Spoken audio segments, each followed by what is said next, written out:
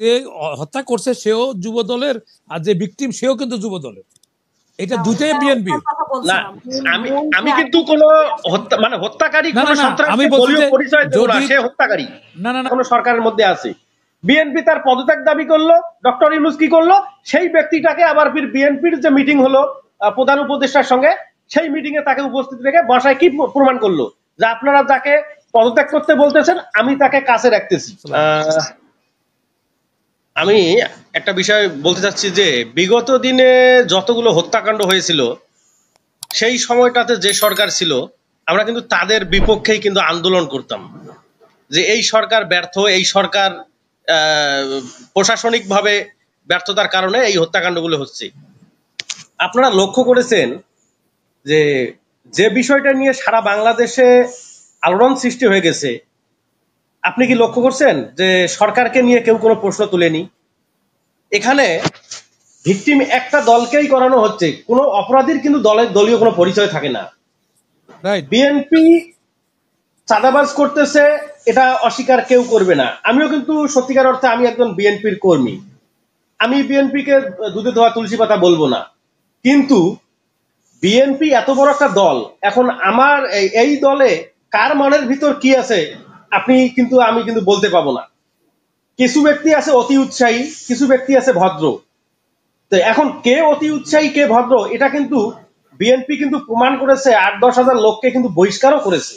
বিএনপির কিন্তু ক্ষমতায়, বিএনপি যদি ক্ষমতায় থাকতো তাহলে বলা যেত যে হ্যাঁ বিএনপি ক্ষমতায় আছে, বিএনপি ক্ষমতার বলে চাঁদাবাজি করছে। দেখেন বিগত সরকার যখন আওয়ামী লীগ ক্ষমতায় ছিল তারা কিন্তু কোনো অপরাধী যদি তাদের দলের প্রমাণিত হতো বলতো তারা আমাদের দলীয় কেউ নয়, এটা কিন্তু বলতো।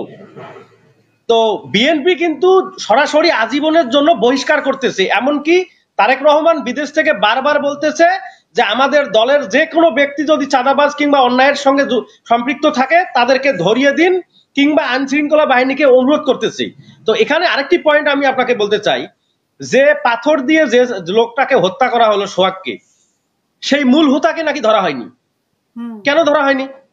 আরেকটা বিষয় এখানে একটা কথা, ওখানে যে হত্যা করছে সেও যুব দলের, আর যে ভিকটিম সেও কিন্তু যুব দলের।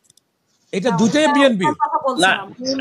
আমি কিন্তু কোন মানে হত্যাকারী কোন সন্ত্রাসী দলীয় পরিচয় দেব না, সে হত্যাকারী।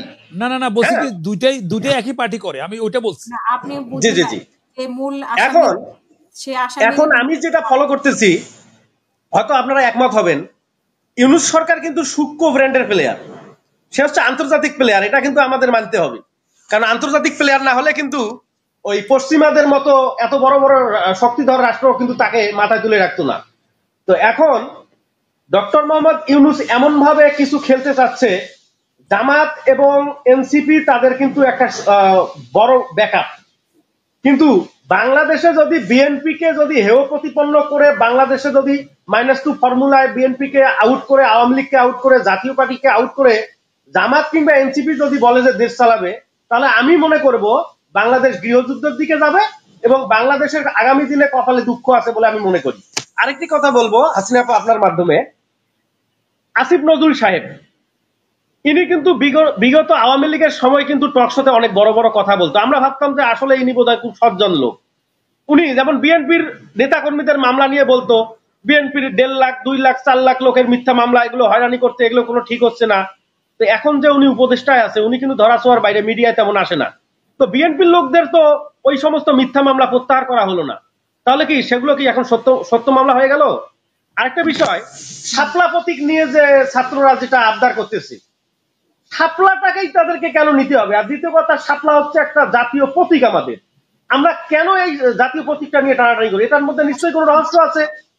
তো এখন এই যে এনসিপির যে একজন উপদেষ্টা এখনো সরকারের মধ্যে আছে, যিনি যে ভদ্রলোক কিছুদিন আগে রাইফেলের রিভলভারের একটা ইয়া তার ব্যাগে ছিল, তো ইনি তো প্রকাশ্যেই এনসিপির লোক। আচ্ছা, উনি এখন কিংস পার্টির হয়ে কিন্তু এখনো সরকারের মধ্যে আছে।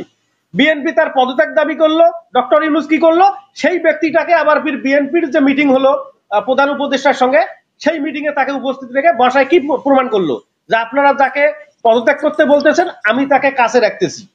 এটা কিন্তু বিএনপি কে ছোট করা হলো। বিএনপি কিন্তু অনেক ধৈর্যের পরীক্ষা দিচ্ছে, কেননা যেন জনগণের সিম্পিতি তাদের বিপক্ষে না যায়। এই 17 বছর কে রাজপথে ছিল আপনি বলেন। আমি এই বিগত দিনে আপনার টকশোতে কত এসে কথা বলছি, এত দমন পীড়নের পরেও কিন্তু আওয়ামী লীগের বিরুদ্ধে বলছি। কারণ কেন? জনগণ পাশে ছিল, এখনো জনগণ আছে। কিন্তু এই 71-এর মুক্তিযুদ্ধের বিরোধী শক্তি আওয়ামী লীগ পতনের পর এরা এমন ভাবে মাথাচাড়া দিল, এখন মনে হচ্ছে বাংলাদেশের স্বাধীনতা বোধহয় তারাই করেছিল। আজকে শহীদ প্রেসিডেন্ট জিয়াউর রহমান যে রণাঙ্গনের মুক্তিযোদ্ধা ছিল, তাকেও আজকে মনে করেন যে ছোট করে দেখা হচ্ছে। তো এটা আসলে আমাদের বাংলাদেশের জন্য ভবিষ্যতে ভালো হবে বলে আমি মনে করি না। তো পাটোয়ারী সাহেবকে আমি অনুরোধ করব, আপনি একটু এই 71-এর যে রাজাকার ঘাতক যারা বাংলাদেশের বিপক্ষে ছিল, তারা যে এখন মাথাচাড়া দিয়ে বড় স্বাধীনতার পক্ষের শক্তি সাথে যাচ্ছে, তাদেরকে নিয়ে একটু বিশ্লেষণ করলে আমি খুব খুশি হব। কারণ তাদেরকে নিয়ে কিন্তু আজকে সুশীল সমাজ কথা বলতেছে না, জন্য তারা মাথাচাড়া দিয়ে উঠেছে। আমার কথা হচ্ছে, বাংলাদেশের নাগরিক সবাই রাজনীতি করুক, সমস্যা নেই, কিন্তু মুক্তিযুদ্ধের প্রকাশ্যে বিরোধী করার শক্তি আজকে মুক্তিযুদ্ধের পক্ষের শক্তিগুলোর নিয়ে কিভাবে সমালোচনা করে, আমি এটা মাথায় আসতেছে না। বিএনপি রাজাকারের দল হতে পারে, বিএনপি আপনার সন্ত্রাসের দল হতে পারে, সবই ঠিক আছে, আইনগত ব্যবস্থা নিন। সরকার তো ব্যবস্থা নিচ্ছে না। বিএনপি বারবার বলতেছে যে আপনারা কেন আইনি ব্যবস্থা নিচ্ছেন না। বিএনপি তো একবারও বলে নাই যে আমার অমুক নেতাকে ধরা যাবে না, তমুক নেতাকে ধরা যাবে না। কিন্তু আইন শৃঙ্খলা বাহিনী এখনো আওয়ামী লীগের গুলোই রেখে গিয়েছে, তারাই আছে। তারা চাচ্ছে বিএনপির দুর্নামক, বিএনপি পচে যাক, আওয়ামী লীগ অতি তাড়াতাড়ি যেন জনগণের কাছে যেন সিম্পিতি অর্জন করতে পারে। এটাই হচ্ছে মূল টার্গেট। তো আজকে জামাত, বিএনপি, জাতীয় পার্টি কিংবা এনসিপি, কয়েক সেকেন্ড আপা, এনসিপি কিংবা জামাত যেটা চাচ্ছে যে বিএনপি কে মাইনাস করে তারা দেশ চালাবে, আসলে এটা খালকেটে কুমির আনার মতো হবে। আজকে যদি একাত্মতা না থাকে আমাদের মধ্যে, এই আওয়ামী লীগ যদি কখনো ফিরে আসে, আমি আপনাকে বলি, আপনি তো বিদেশে আছেন আপা, আমরা আসলে কথা বলতে পাবো কিনা, বেঁচে থাকবো কিনা, এটা নিয়ে সন্দেহ আছে। এই আওয়ামী লীগ ভয়ঙ্কর রূপে ফিরে আসবে যদি 50 বছর পরেও আসে। এজন্য যদি অথবা কিন্তু বাদ দিয়ে আমাদেরকে একটা সঠিক নির্দেশনা অনুসরণ করে সবাইকে এক যদি আমরা না থাকতে পারি, তাহলে আমাদের বাংলাদেশ এবং আমাদের রাজনীতিবিদদের কপালে দুঃখ আছে আপা। ধন্যবাদ আপনাকে।